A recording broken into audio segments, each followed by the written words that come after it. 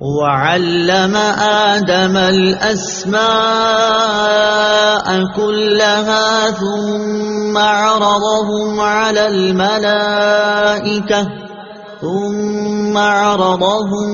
الملائكة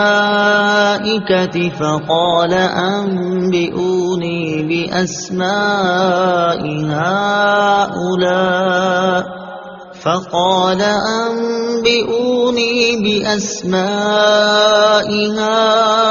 هؤلاء إن كنتم صادقين۔ ترجمہ: اور اللہ تعالیٰ نے آدم کو تمام اشیاء کے نام سکھا دیے، پھر ان سب اشیاء کو فرشتوں کے سامنے پیش کر کے فرمایا اگر تم سچے ہو تو ان کے نام تو بتاؤ۔ وَعَلَّمَ آدَمَ الْأَسْمَاءَ كُلَّهَا، اور اللہ تعالیٰ نے آدم کو تمام اشیاء کے نام سکھا دیے۔ اللہ تعالیٰ نے حضرت آدم علیہ السلام پر تمام اشیاء پیش فرمائیں اور بطور الہام کے آپ کو ان تمام چیزوں کے نام، کام، صفات، خصوصیات، اصولی علوم اور صنعتیں سکھا دی۔ انبئونی باسماء ہؤلاء، مجھے ان کے نام بتاؤ۔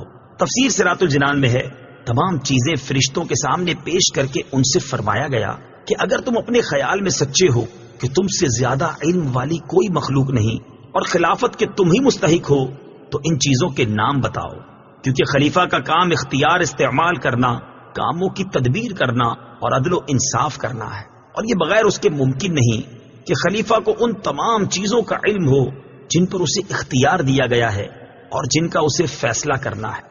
علم کے فضائل، اس آیت میں اللہ تعالیٰ نے حضرت آدم علیہ السلام کے فرشتوں پر افضل ہونے کا سبب علم ظاہر فرمایا۔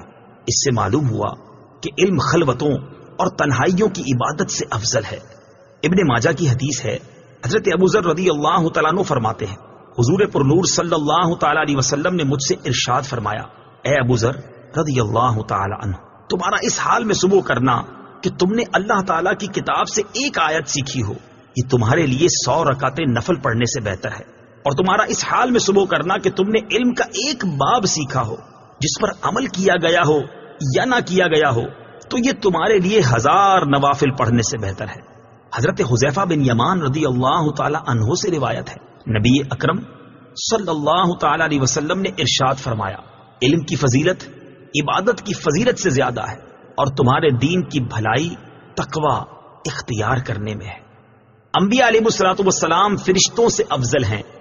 واقعہ آدم علیہ السلام سے یہ بھی معلوم ہوا کہ انبیاء کرام فرشتوں سے افضل ہیں، اور یہ عقیدہ کئی دلائل سے ثابت ہے۔ ان میں سے 6 دلائل پیش کرتا۔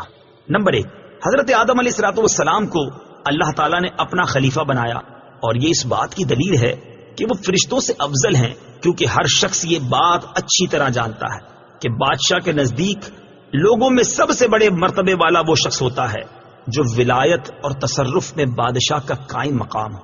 نمبر 2، حضرت آدم علیہ السلام فرشتوں سے زیادہ علم رکھنے والے ہیں، اور جسے زیادہ علم ہو وہ افضل ہوتا ہے، کیونکہ اللہ تعالیٰ نے ارشاد فرمایا، قل هل يستوي الذين يعلمون والذين لا يعلمون۔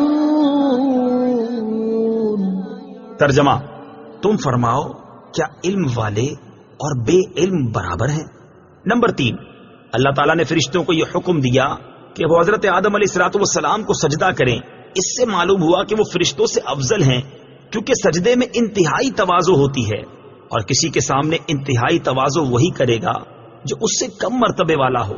نمبر 4، اللہ تعالیٰ نے ارشاد فرمایا، ان اللہ اصطفى آدم ونوحا وآل ابراہیم وآل عمران علی العالمین۔